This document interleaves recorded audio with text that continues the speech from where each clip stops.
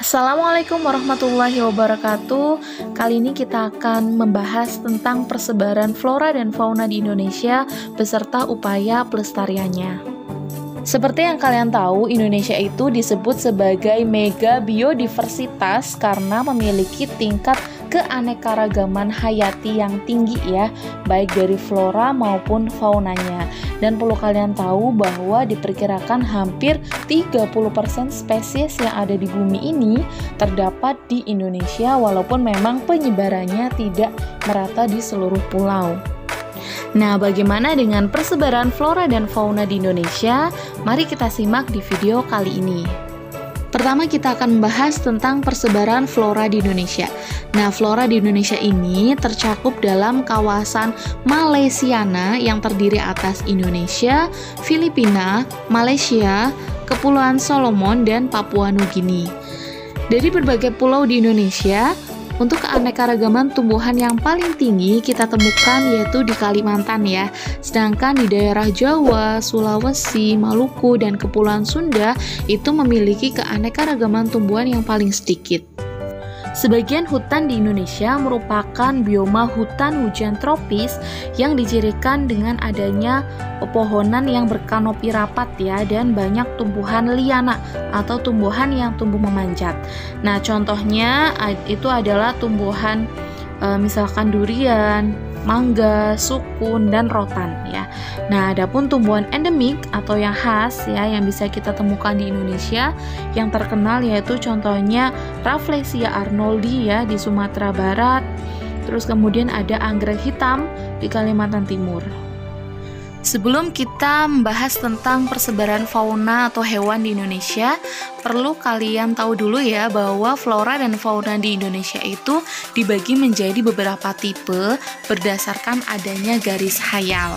Nah, jadi pada tahun 1859 ada seorang ahli zoologi berkebangsaan Inggris ya, namanya itu adalah Alfred Russel Wallace. Dia menetapkan dua wilayah utama persebaran fauna di Indonesia.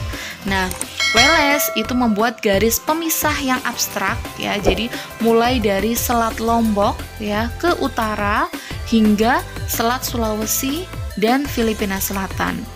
Jadi kenapa sih perlu dipisah? Ternyata berdasarkan pengamatan bahwa fauna yang ditemukan di Pulau Lombok itu berbeda dengan fauna yang ada di Pulau Bali ya. Meskipun secara geografis sebenarnya letak antara kedua lokasi itu kan sangat berdekatan. Nah, garis Wallace ini memisahkan jenis fauna Indonesia bagian barat atau daerah oriental dengan bagian timur atau daerah Australian. Nah, daerah oriental sendiri meliputi ada Sumatera, Jawa, Bali, Kalimantan, dan Madura. Sementara itu, daerah Australian meliputi Sulawesi, Papua, dan pulau-pulau di sekitarnya. Nah, selanjutnya ada ahli zoologi yang lain yaitu adalah Max Wilhelm Carl Weber yang menemukan perbedaan yang kontras ya, bahwa fauna yang ada di Pulau Sulawesi itu berbeda dengan fauna yang ada di Kepulauan Maluku dan Papua ya. Sehingga Weber membuat garis hayal lagi ya yang dinamai garis Weber. Jadi garis Weber ini berada di sebelah timur Sulawesi ya, memanjang ke arah utara hingga ke Kepulauan Aru ya. Sehingga garis Weber memisahkan fauna Indonesia bagian timur dan tengah ya. Oleh karena itu, Sulawesi merupakan wilayah peralihan yang memiliki hewan-hewan peralihan antara wilayah oriental dengan wilayah Australian. Sebenarnya ada satu lagi yaitu garis Lydekker yang dikemukakan oleh Richard Lydekker. Nah, garis Lydekker ini merupakan garis hayal yang digunakan sebagai batas paling barat dari fauna tipe Australia ya, dan juga memisahkan antara daerah Wallacea dengan Australia dan Papua Nugini di sebelah timur. Nah, sehingga persebaran fauna di Indonesia bisa kita bagi menjadi 3 tipe ya. Yang pertama adalah fauna daerah oriental. Nah, daerah oriental sendiri ini ya, tadi sudah saya jelaskan, meliputi Pulau Jawa, Bali, Sumatera, dan Kalimantan. Ya, agar kalian lebih paham lagi ya, ciri khas dari fauna di daerah oriental yang pertama adalah banyak mamalia yang berukuran besar ya. Kemudian terdapat berbagai jenis kera. Kemudian jika ada burung-burung itu berwarnanya biasanya kurang menarik ya, tetapi memiliki suara yang merdu. Nah, kemudian juga terdapat berbagai jenis ikan air tawar ya. Contohnya itu misalkan gajah Sumatera, kemudian ada orangutan Sumatera, ada orangutan Kalimantan, ada jalak Bali ya, kemudian ada alap-alap dahi putih ya, dan sebagainya. Kemudian yang kedua adalah fauna daerah Australian yang meliputi Papua dan pulau-pulau di sekitarnya ya. Nah, ciri khas dari fauna tipe Australian ini yaitu terdapat mamalia yang berukuran kecil. Jadi kebalikannya dengan daerah yang oriental ya. Kemudian banyak sekali hewan berkantong dan tidak ditemukan adanya spesies kera. Dan juga untuk burungnya biasanya berwarna-warni, namun suaranya itu kurang merdu ya. Contohnya misalkan ada kanguru pohon, ada kuskus, ada landak Papua ya. Kemudian ada burung cendrawasih misalnya. Next, kemudian ada fauna daerah peralihan ya. Nah, ini meliputi daerah Sulawesi dan Kepulauan Nusa Tenggara ya. Nah, fauna daerah peralihan terdiri atas hewan-hewan yang endemik ya, atau yang khas yang hanya ada ditemukan di pulau tersebut. Contohnya misalkan ada musang coklat Sulawesi, ada babi rusa, ada anoa darat ya, ada maleo, ada rangkong Sulawesi, dan ada komodo. Setelah mempelajari persebaran flora dan fauna di Indonesia, tentunya kita sebagai generasi bangsa harus tetap menjaga kelestarian dari keanekaragaman hayati yang ada di Indonesia ya. Nah, ada beberapa upaya pelestarian keanekaragaman hayati yang dapat dilakukan ya. Yang pertama adalah pelestarian secara in situ dan kemudian secara ex situ.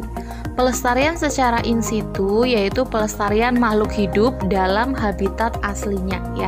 Nah, contohnya itu misalkan ada cagar alam, cagar biosfer, kemudian ada taman nasional dan suaka marga satwa. Di Indonesia ada banyak sekali ya untuk pelestarian in situ. Saya contohkan beberapa saja, misalkan di Taman Nasional Ujung Kulon ya, yang ada di Provinsi Banten. Nah, ini digunakan sebagai tempat populasi hewan-hewan yang terancam punah ya, seperti misalkan badak bercula 1, kemudian ada banteng ya, kemudian ada harimau loreng ya. Kemudian ada Taman Nasional Gunung Leuser ya, yang terletak di Provinsi Sumatera Utara, yang merupakan tempat perlindungan dari 1000 spesies tumbuhan dan 4000 spesies hewan ya, seperti misalkan ada meranti, keruing, durian hutan ya, ada Rafflesia arnoldi juga. Kemudian juga di yang hewan misalkan ada gajah Sumatera, ada beruang madu, ada harimau Sumatera, ada tapir juga ya. Kemudian ada Taman Nasional Komodo ya, yang merupakan vegetasi sabana ya, dengan ciri khas itu adalah tempat hidup hewan komodo ya. Kemudian ada Taman Nasional Tanjung Puting yang terletak di Provinsi Kalimantan, dan ini merupakan pusat rehabilitasi orangutan ya. Kemudian ada juga Taman Nasional Meru Betiri ya, yang terletak di Provinsi Jawa Timur, yang melindungi hewan-hewan langka seperti banteng, kera ekor panjang ya, ada Rafflesia arnoldi dan lain-lain. Kemudian juga ada cagar alam ya, yang merupakan kawasan suaka alam yang melindungi ya dan menjamin perkembangan secara alami ya terhadap jenis tumbuhan yang khas di tempat tersebut ya. Misalkan kita temukan contohnya saja ya, ada cagar alam Kepulauan Krakatau ya, yang terletak di Selat Sunda. Ini misalkan terdapat berbagai jenis tumbuhan paku ya. Kemudian ada Suaka Marga Satwa yang merupakan kawasan suaka alam yang mempunyai ciri khas berupa keanekaragaman dan keunikan jenis satwa. Untuk pelestarian yang kedua yaitu pelestarian secara ex situ ya, yaitu pelestarian makhluk hidup di luar habitat aslinya ya, tetapi lingkungannya nantinya dibuat mirip seperti aslinya ya. Contohnya misalkan ada taman safari, ada kebun binatang, ada kebun raya ya, dan juga ada kebun koleksi. Selain pelestarian in situ dan ex situ, ada beberapa upaya juga yang dapat kita lakukan ya untuk meningkatkan keanekaragaman hayati.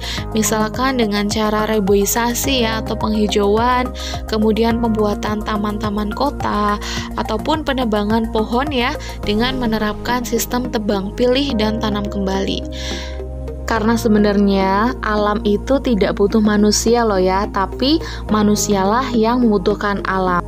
Sekian video kali ini, semoga dengan mempelajari keanekaragaman hayati di Indonesia dapat meningkatkan rasa syukur kita kepada Allah Subhanahu wa Ta'ala dan tentunya tetap menjaga kelestarian dari alam kita. Terima kasih dan salam biologi.